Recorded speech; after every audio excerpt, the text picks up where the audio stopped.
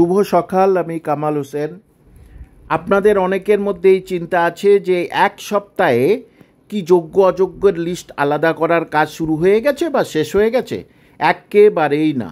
যেমন ফাইল ঠিক তেমনই আছে, যোগ্যরা যেমন অযোগ্যরা তেমন, ঠিক ওর মধ্যেই ঠিক একইভাবেই আছে। কোনো রকমের ফাইলে হাত দেয়নি। অর্থাৎ সোমবার দিন সুপ্রিম কোর্টে কি হতে চলেছে আপনারা বুঝে যাচ্ছে নিশ্চিতভাবেই।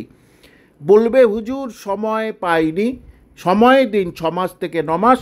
এই 6 মাস 9 মাস কী হবে, ভোটটা কেটে যাবে, তার মাঝে অনেক কিছু ঘটে যাবে। ঘটনা হচ্ছে এটাই, যখন মাননীয় মোদিজি বললেন যে আমি এই যোগ্যদের পাশে আইন নিয়ে আইনের সাহায্য দেব। কিভাবে দেবেন তাকে সম্মান রেখেই বলছি, যদি সুপ্রিম কোর্ট রায় দিয়ে দেয় পুরো বাতিল যেন নাই করে ভগবান, তখন মোদিজি তাদের পাশে থেকে কি করবেন। ঠিক একইভাবে মোদিজিকে আক্রমণ করার জন্য রাজ্য সরকারের তরফ থেকে চেয়ারম্যান সঙ্গে সঙ্গে সাংবাদিক সম্মেলন করে কি বললেন, হ্যাঁ যোগ্য অযোগ্য বাছাই করা সম্ভব। কি অদ্ভুত কথা! মানুষকে বোকা বানানোর, শিক্ষিত সম্প্রদায়ের ছেলে মেয়েদের, শিক্ষিত মানুষদের বোকা বানানোর কি অদ্ভুত একটা কারসাজি। এতদিন যদি আপনি চুপ ছিলেন কেন? হাইকোর্ট যেই বলল তারপরে আপনি কেন আপলোড করে দেননি ফর পাবলিক ভিউ? 23 লক্ষ পরীক্ষার্থীর ওএমআর সিট কেন আপলোড করে দেননি? যখন সুপ্রিম কোর্ট গিয়ে আপনি বললেন হ্যাঁ যোগ্য অযোগ্য সম্ভব, তারপরে এসে কেন আপনি আপলোড করে দেননি? আরে এক সপ্তাহের মধ্যে ফাইল যেমন ছিল তেমন আছে। অর্থাৎ কেন করছে না? যদি অযোগ্যদের যদি আলাদা লিস্ট দেওয়া যায়, 5 থেকে 8 হাজার নাম ঠিকানা দেওয়া যায়, তারে সারা পশ্চিমবঙ্গের লিডারদের উপরে হামলা হবে, অনেক কিছু হবে, এটা বুঝে গেছেন।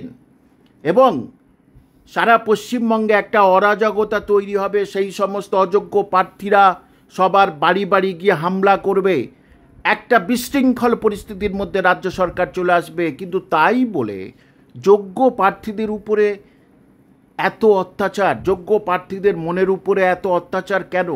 গতকাল দেখেছি তারা তাদের সন্তানদের নিয়ে চলে এসেছে যে যোগ্য প্রার্থী দ্বারা কেন লিস্ট করে দেওয়া হবে না। তবুও কিন্তু সেই ফাইল যেমন আছে তেমন ছিল এবং থাকবে। দেখবেন সুপ্রিম কোর্টে গিয়ে হয়তো এটাই বলবে, আমি অনুমান করে বলছি এতদিন অভিজ্ঞতা থেকে, যে হুজুর এটা সময় সাপেক্ষ, আমাদের সময় দিতে হবে। এবং এই সময় নিয়ে নিয়ে দেখবেন তার মধ্যে অনেক কিছু ঘটে যাবে এবং তারপরে দেখবেন শেষ পর্যন্ত আর কিছুই হচ্ছে না। অর্থাৎ যোগ্যরা চাকরি পাক, যোগ্যরা লড়াই করে সুপ্রিম কোর্ট থেকে ফিরে আসুক, এটা আমি চাই।